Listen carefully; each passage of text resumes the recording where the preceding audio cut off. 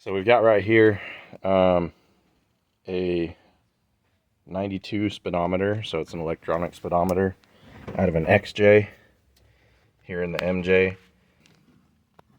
Unfortunately, I wasn't able to find a full cluster, so I mean eventually hopefully I can find a full cluster. Went ahead and did the electronic swap with the 88 housing.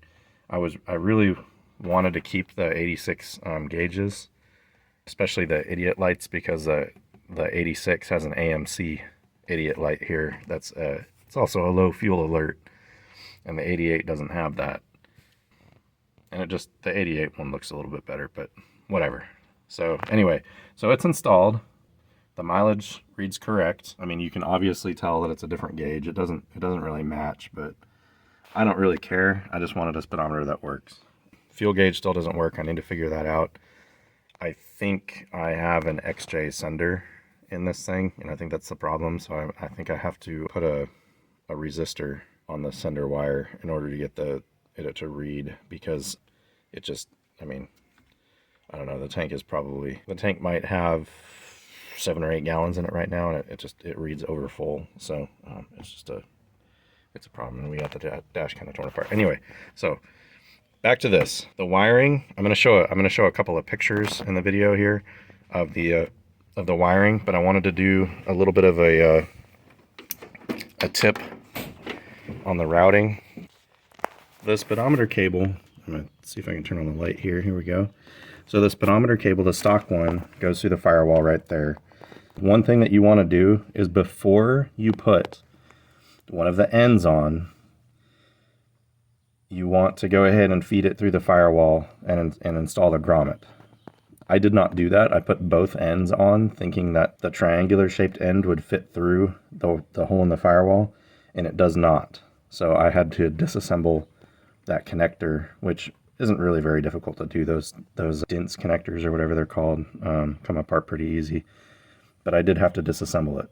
Installing the grommet is kind of a pain. You want to have a long flat blade screwdriver to install the grommet. It's a very tight fit, but it does fit. I just routed it basically the same way that the stock cable was routed, and it goes down, I don't know how much you'll be able to see, but it goes straight down there and kind of follows the fuel lines and the brake lines around. The thing that's different on these 86 trucks, and he said he didn't really develop this kit with an 86 in mind, because this is a weird one-off model year. This is where the cable would come, right? So you can see I've got the line run down basically where it would be routed when it was stock, but it runs all the way up there. Anyway, this sender that I have is a sender from either a YJ or a TJ, and then they're the same. They're for a 231. Obviously, since this is an 86, it's got the 207 on it. But I guess if you had an XJ, the earlier years would be set up the same way. This connector was really easy to put together once I figured out which direction the little plugs are supposed to go. But it was pretty easy to put together. This all was pretty easy to put together. But my problem is right now, I'm gonna try to show. I don't know if I'm gonna be able to show it while I'm doing it, but you need to have a 10 millimeter on an extension here. And you just undo this little deal here, and it's not very tight. So I've got that. And this is just a little keeper.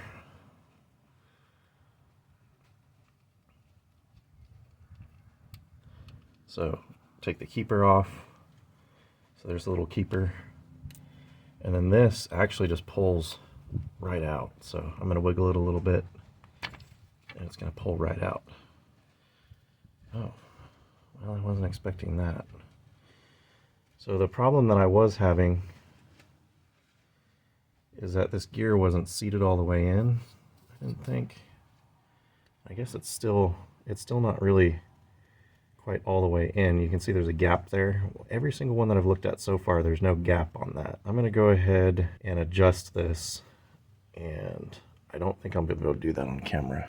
My issue is right now is that if I spin the gear by hand, the speedometer will move, but the gear itself is not engaging inside the transfer case. This is different on these cable drive things. So this is a GM style. So Chevy used these on like the Turbo 350. It's a GM style automatic transmission. They called it like a bullet and speedometer gear. And I don't like these as much as the Jeep ones, because the Jeep ones are easier to find different ratios for and stuff, and these ones are kind of hard to, they're just different. So you can see this gear is kind of cupped. So this gear is worn out, and this is the white one, which is going to be the wrong ratio for this truck anyway. But it's not seated all the way in there, and I think that might be my main problem why I can't get it to work. It's also completely possible that this gear is just totally worn out. Yeah, I mean, you can see the teeth are flat on that one side. I have a feeling that this gear is just totally worn out and I need a new gear. But I'm going to go ahead and loosen this up. So to do that, I'm going to stick it in my vise, just like this. I'm going to stick it in there, and then you can take this piece right here, and you can just screw that out a little bit. Okay, so you only want to hand tighten this anyway, because this is a 3D printed part. And I'm going to go ahead and loosen this up. See how that's spinning easy now? And that gear kind of just went all the way back in. So that's, I'm gonna go ahead and take this all the way apart. I'm gonna try to show. Okay, so that's what it looks like when the speed sender is installed. And you can see it's got that square shaft on it. You basically just undo this bolt right here, and the rest of the housing. So like there's an original Jeep gear from a 231. All you need is to take this sensor off of the stock housing. So the difference between the stock housing on the later models and this early housing is mainly this bullet, which is centered. It doesn't allow for any adjustment for gear size. So like I said, the GM one is really weird, and so it uses two different gears, and it's kind of a pain because the one gear is installed on the tail shaft, and you have to replace, depending on the gear size, you have to replace the one on the tail shaft as well as this one if you want to get the correct ratio. Whereas the Jeep one, you just clock it different, right? It's easier. So anyway, this is now fully seated, so you can see it fully seated, whereas before it was like that. So it's fully seated like that, and you'll feel it kind of snap into place because it's got this seal on this side that it kind of snaps into. Pull it out. So that's what it looks like. So we're going to go ahead and reinstall that. And I'm going to screw this back in. And I think I had this screwed in a little bit too far before. Okay, so see how the gear kind of pushed back out? So I'm going to rotate the gear and push it in.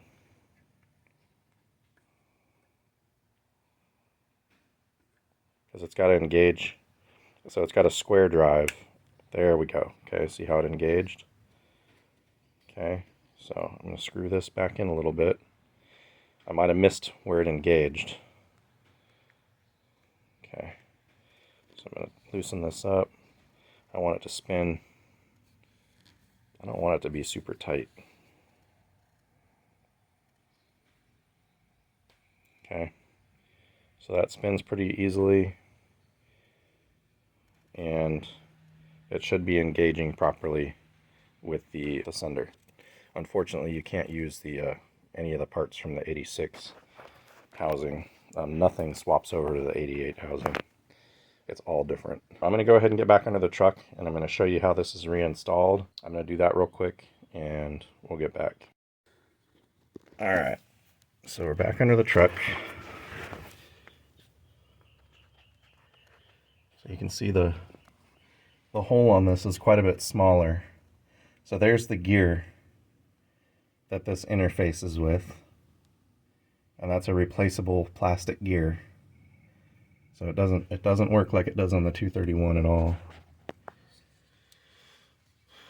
And like I said, so this is centered. So clocking it different isn't going to do anything. It has entirely to do with the size of the gear. So it also has that flat spot there that's supposed to line up with your little key.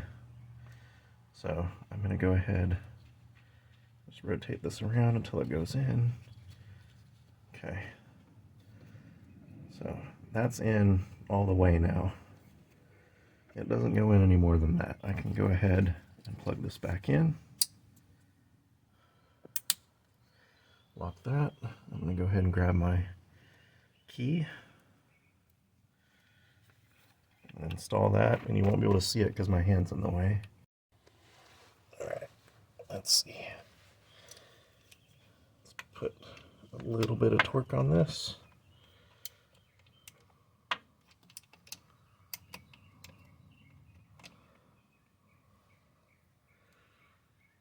Just a little bit.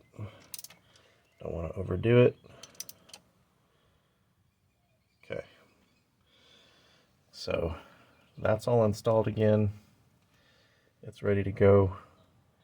Now we just have to check it and see how we did on our speedometer.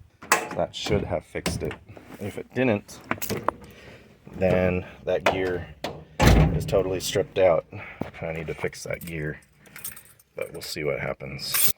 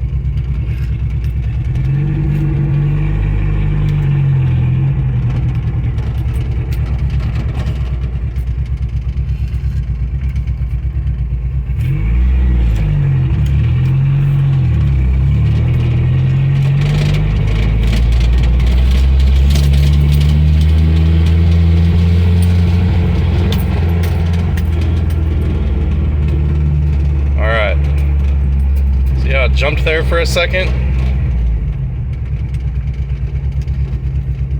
and engaged for a second. So that confirms that that gear is stripped out. That means I need to go ahead and find a different speedometer gear, and part of that is going to mean I need to measure my tires and find out exactly what size tires I have so I can figure all that stuff out. So I'm gonna go ahead and do that. We're gonna figure out what we need to do in order to get the speedometer working properly.